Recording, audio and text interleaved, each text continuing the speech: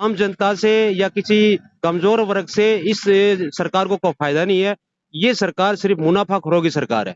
इससे स्पष्ट जाहिर होता है जिससे इसको फायदा होता है ना, ये उसी का काम करती है।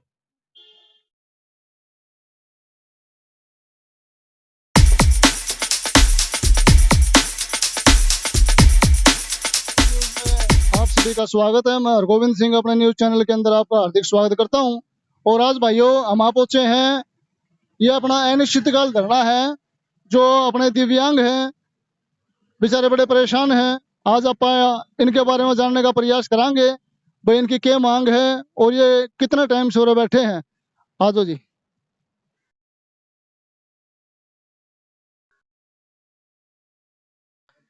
ये देखो जी, ये दिव्यांग है और अपनी मांगों को लेकर बड़े परेशान है और अभी तक इनकी किसी प्रकार की कोई सुनवाई नहीं हुई है। हम जानने का प्रयास करते हैं इनकी मांगे क्या क्या है। हाँ जी, नमस्कार सर। नमस्कार जी। हरियाणा बोल न्यूज में आपका स्वागत है। बहुत बहुत धन्यवाद जी आपका। और आप ये बताएं कि क्या क्या आपकी मांगे हैं और किस लिए आप बैठे हो और कितने टाइम से बैठे हो आप। हमारी जो प्रमुख मांग है वो विकलांग अधिकार अधिनियम 2016 को पूर्ण रूप से नियम बना के लागू करवाना। और एक यूएनए समझौता हुआ था हमारा केंद्र सरकार के साथ जो बाहर विदेशों में, तो एक उसको लागू करवाना। और काफी हमारी जो 18 सूत्रीय मांगे हैं, जैसे विकलांगों का बीपीएल राशन कार्ड मिलने चाहिए, इनको 100 वर्ग के प्लाट मिलने चाहिए। और जैसे आशा वर्कर में जो महिलाएं, मेरी दिव्यांग महिलाएं, उनको रोजगार मिलना चाहिए। और जो मेरे साथी है पढ़े लिखे, उनको 4% कोटे के तहत उनको सरकारी नौकरी में आरक्षण दिया जाए। तो ऐसी हमारी 18 सूत्रीय मांगे हैं। और लगातार हम पिछले कई वर्षों से प्रयास करते आ रहे हैं और अब तक हरियाणा सरकार ने किसी प्रकार की कोई सुध नहीं ली है।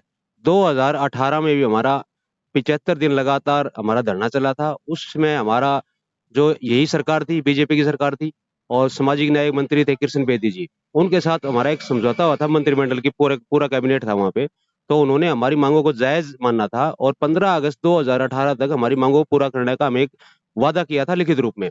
लेकिन इतना लंबा समय बीत जाने के बाद भी आज तक हरियाणा सरकार ने हमारी मांगों की तरफ कोई ध्यान नहीं दिया है।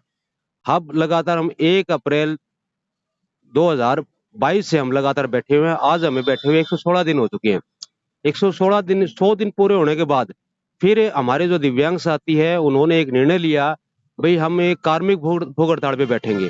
तो आज 16 दिन तो हमें कार्मिक भूख हड़ताल पे बैठे हुए कोई भी सरकार का प्रतिनिधि दिव्यांग समाज की सुध लेने के लिए नहीं आ रहा है। ना ही कोई जिला प्रशासनिक अधिकारी पूछने आ रहा है, भाई आपकी मांगे क्या है, आप क्यों बैठे हो।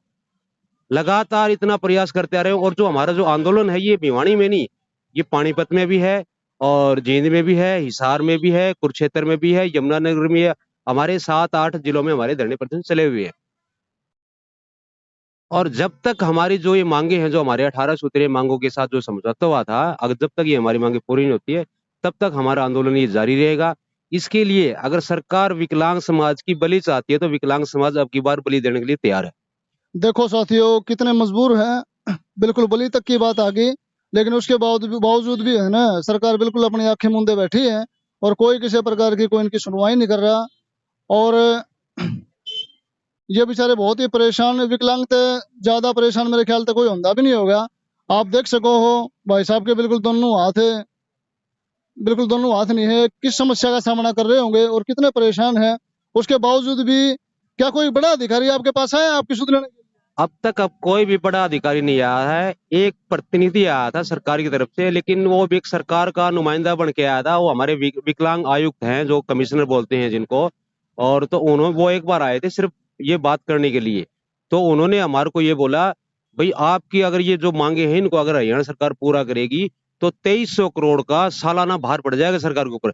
जब ये अपनी जो तनख्वाह बढ़ाते हैं, अपना तेल फूकते हैं या और भी खर्चा करते हैं, तभी सरकार के ऊपर वो कोई बोझ नहीं पड़ता। एक सबसे कमजोर वर्ग है, उसकी मांगों के लिए आज सरकार बोल रही है 2300 करोड़ का बोझ पड़ जाएगा। तो इससे एक स्पष्ट जाहिर होता है आम जनता से या किसी कमजोर वर्ग से इस सरकार को कोई फायदा नहीं है। ये सरकार सिर्फ मुनाफाखोरों की सरकार है। इससे स्पष्ट जाहिर होता है जिससे इसको फायदा होता है ना, ये उसी का काम करती है। भाई बड़ी दर्दनाक घटना है, बहुत ही दर्दनाक घटना है भाई। और अब हम जानने का प्रयास कर रहे हैं। नमस्कार जी। नमस्कार सर जी। नमस्कार जी। क्या नाम है जी आपका? मेरा नाम कान्हा राम जी नाकल है। अच्छा जी। तो क्या अपेक्षा रख रहे हो आप भाई, आपकी जो डिमांड है वो पूरी होगी? हमें तो कोई उम्मीद लग नहीं रही है डिमांड पूरी होने की। लगभग राजस्थान से मुझे 26 दिन हो गए यहाँ बैठे हुए। अच्छा, मतलब सारे अलग अलग जगह तो बैठे हुए हैं। राजस्थान से आया हूँ। अच्छा, आप प्रधान जी हो इनके। हाँ, राज तो अभी किसी अधिकारी ने भी आपकी कोई सुध नहीं ली? मुझे भी 26 दिन हुए थे, तो अभी तक कोई नुमाइंदा यहाँ सरकार हरियाणा सरकार का नहीं आया है। बड़े दुख की बात है। एक तो सरकार इन लोगों को सबसे उपेक्षित वर्ग मानती है और संवेदनशील सरकार ही कहती है कि हम संवेदनशील सरकार है, और इस संवेदनशील सरकार की चौखट पर आज लगभग जो हरियाणा की इन बरसात के अंदर, गर्मी के अंदर जो सबसे कमजोर वर्ग है, आज इतनी दुख के अंदर है, आज यहाँ पड़े हुए हैं। लेकिन सरकार अभी तक कोई सूद नहीं ले रही है। 116 दिन हो गए हैं और कर्मी कंसन भी आज 16 दिन है, और बड़े दुख की बात है ये।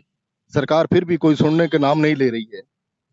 या बड़े शर्म की बात है भाई, जिसने जो इतने भयंकर तरीके से पीड़ित है, जब उनकी सुनवाई नहीं हो तो एक आम आदमी क्यों उम्मीद रखे भाई?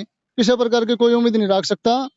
और भाइयों, जहां जहां भी ये वीडियो पहुंच रही है भाई, इसने दबा के शेयर करो, ताकि हमारे जो दिव्यांग साथी हैं इनको न्याय मिल सके और इनकी मांगों को जल्दी से जल्दी पूरा कर सके। भाई दबा के इन्हें शेयर कर दो भाई। तो हम बने रहिए आप हमारे साथ, हम आपने बिल्कुल हर प्रकार की न्यूज़ अपडेट कराते रहेंगे और इन भैया के दोहराते रहेंगे। धन्यवाद।